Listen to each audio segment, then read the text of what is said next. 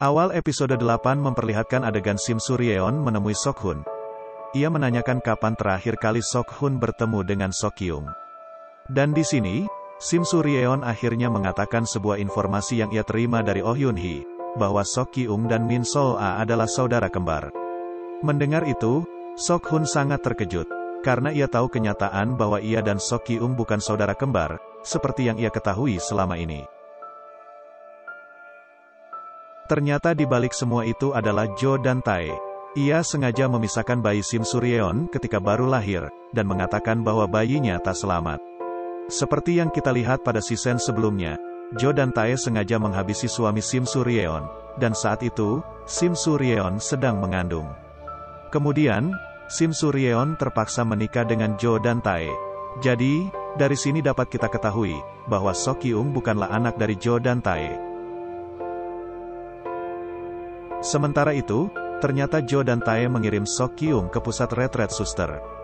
Bukan ke Italia, seperti yang ia janjikan pada Sok-kyung. Mengetahui kebenaran itu, Sok-hun tak peduli. Ia tetap menganggap bahwa Sok-kyung adalah saudaranya. Dan ia akan membantu ibunya untuk mencari keberadaan Sok-kyung. Untuk memuluskan rencananya, Sok-hun pura-pura bekerja sama dengan ayahnya. Dan tampaknya, ayahnya sangat senang dengan perubahan yang terjadi pada Sok-hun. Suatu ketika, Sok-hun sengaja mengirim pesan singkat ke ponsel Suk-kyung. Dan ternyata, kecurigaan Sok-hun terbukti, kalau ayahnya adalah dalang di balik menghilangnya Sok-kyung. Hal ini ia ketahui setelah melihat ponsel Sok-kyung ada pada pengawal ayahnya.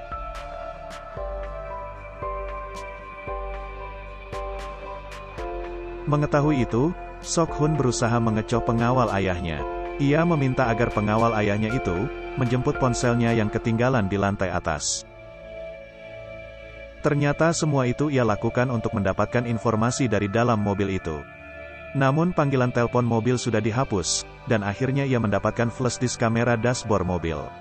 Sedangkan Sim Suryeon, saat itu sedang di kantor detektif swasta. Ia meminta pada mereka untuk memata-matai orang yang ia berikan gambarnya. Dari detektif itu, Sim Suryeon akhirnya mengetahui bahwa pil yang diberikan Nona Jin pada Eng Byol adalah pil untuk menghapus ingatan. Pil itu mempunyai dampak berbahaya jika sering dikonsumsi, dan ternyata, pil itu adalah buatan pusat medis Chong'a, yaitu perusahaan medis milik Chon Seo-jin.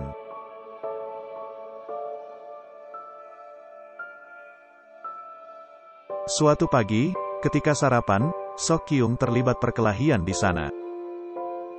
Namun, ketika mereka membawanya keluar, ia berhasil melarikan diri.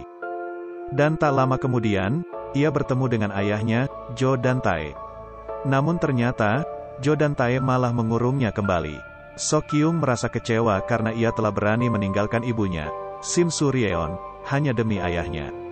Namun ternyata, ayahnya malah mengurungnya di tempat itu. Jo dan Tae akhirnya mengatakan bahwa Sok-kyung bukanlah anak kandungnya, dan ia juga mengatakan, kalau Sok-kyung dan Min Sol-a adalah saudara kembar, dan ibu mereka adalah Sim Suryeon. Namun tampaknya, Sok-kyung tak percaya dengan apa yang dikatakan Jo dan Tae. Sementara itu, Sok-hun sudah membuntuti mobil ayahnya, dan tak lama kemudian, ia berhenti untuk menunggu kedatangan Sim Suryeon. Setelah Sim Suryeon datang, Sok-hun mengatakan bahwa jalan itu menuju ke pusat retret suster. Namun, Sim Suryeon meminta agar Sok-hun tak ikut ke sana, agar ia tak ketahuan ayahnya. Ketika dalam perjalanan, Jo dan Tae menelpon Sim Suryeon. Ia menjadikan keselamatan Sok-kyung sebagai garansi untuk mendapatkan pengembangan konstruksi Dohae.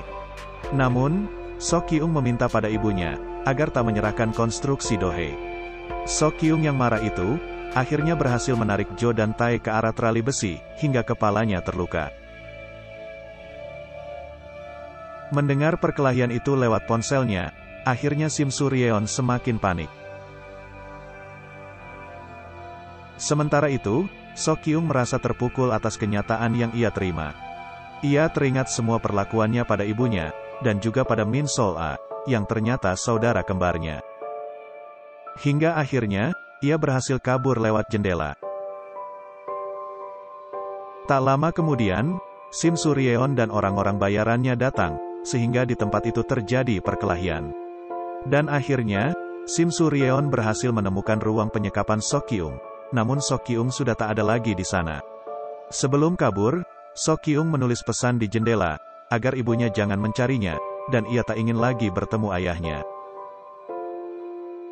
Karena tak menemukan Sok-kyung, akhirnya Sim Suryeon menelpon Sok-hun, dan mengatakan bahwa Sok-kyung sudah kabur.